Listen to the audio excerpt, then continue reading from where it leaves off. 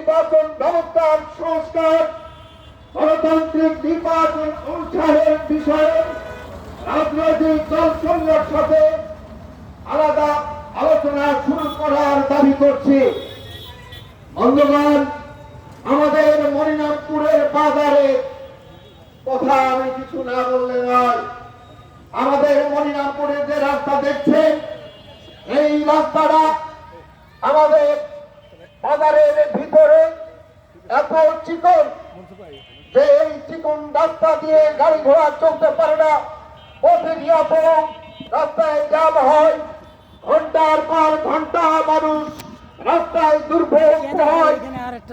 কোন অদৃশ্য শক্তির বলে এখানে পৌরসভায় এসিল্যান্ড অফিসে কয়েকবার করে টাকা আসছে জমি অধিগ্রহণ করে এই রাস্তা প্রশস্ত করার জন্য, কিন্তু আমাদের বিগত ক্ষমতাসীন দলের এমপি হস্তক্ষেপে সেই টাকা এখান থেকে চলে যায়, আমাদের রাস্তা প্রশস্ত হয় না।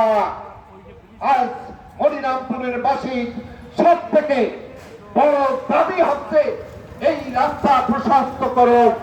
আমি এই সভায় স্থল থেকে দাবি করছি যাতে এই রাস্তা খুব দ্রুত প্রশস্ত হয়।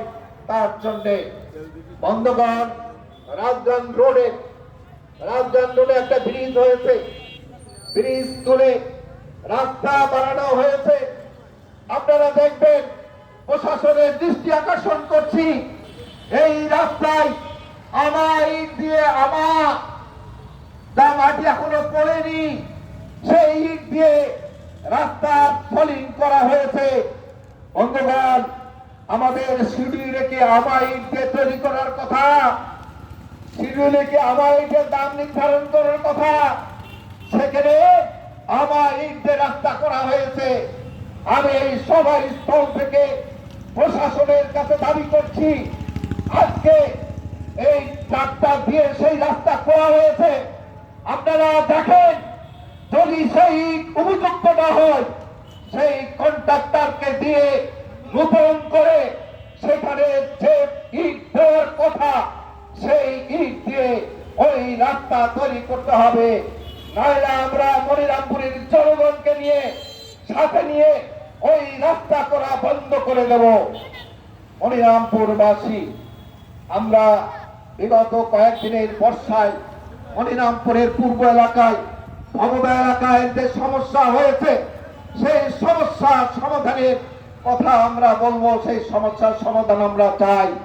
বিগত দিনের সরকার, মন্ত্রী, এমপি তারা ওই এলাকার মানুষকে জিম্মি করে ওইখানে টাকা ইনকাম করেছে, তারা টাকা ইনকাম করার ফাঁদ তৈরি করেছে ভববাগে।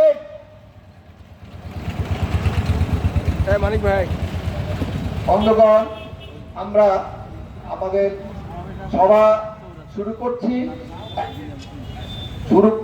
করেছি এবং এখন পরিচালনার দায়িত্ব দিচ্ছি আমাদের পার্টির মনিরামপুরের সদস্য, জেলা কমিটির অন্যতম সংগঠক মহিবুল্লাহ মহিব, তার পরিচালনার জন্য অনুরোধ করছি। ধন্যবাদ। এতক্ষণ কি করলো? মোদি দিকে বসো, ছবি দিয়ে চলে যাবো।